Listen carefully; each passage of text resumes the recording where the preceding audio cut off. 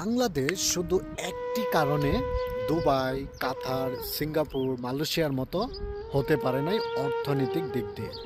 এই একটি মাত্র ভুল কি আপনি জানেন? টু বি অনেস্ট বলতে বাধ্য যে আমি সৌদি আরবে প্রতি মাসে যে টাকার পানি খাই, বাংলাদেশে লক্ষ লক্ষ যুবক সেই টাকাটা এখনো ইনকাম করতে পারে না।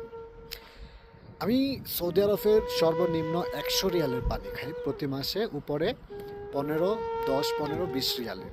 এখন নিম্নটা যদি ধরি যে ১০০ রিয়াল, এটা যদি বর্তমান রেটে আপনি কনভার্ট করেন, ১০০ রিয়াল হয় বাংলাদেশের ৩,২২৫-৩০ টাকার মতো।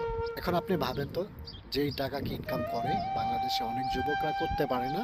বাবা মা, ভাই বেড়াদারের হাতের দিকে তাকিয়ে থাকে, প্রতিদিন ১০, ১৫, ২০ টাকা নিয়ে তারা হাত খরচ চালায়। সেই জন্যই কিন্তু বাংলাদেশের উন্নতিটা হচ্ছে না। যদি সবাই, যুব সমাজ আরে টাকা ইনকাম করতে পারে, বাংলাদেশের স্তর ধীরে ধীরে বাড়তে থাকবে, বাংলাদেশ বড়লোক হয়ে যাবে। তাই যুবক ভাইদের প্রতি অনুরোধ রইল যে আপনার বিদেশেই আসবেন সেটা না, আপনি দেশেই কিছু করেন, বিজনেস করেন, ব্যবসা বাণিজ্য করেন, কাজ শিখেন, চাকরি করেন, বা প্রবাসে আসেন, যাই করেন টাকা ইনকাম করার চেষ্টা করুন, বেকার বসে না থেকে।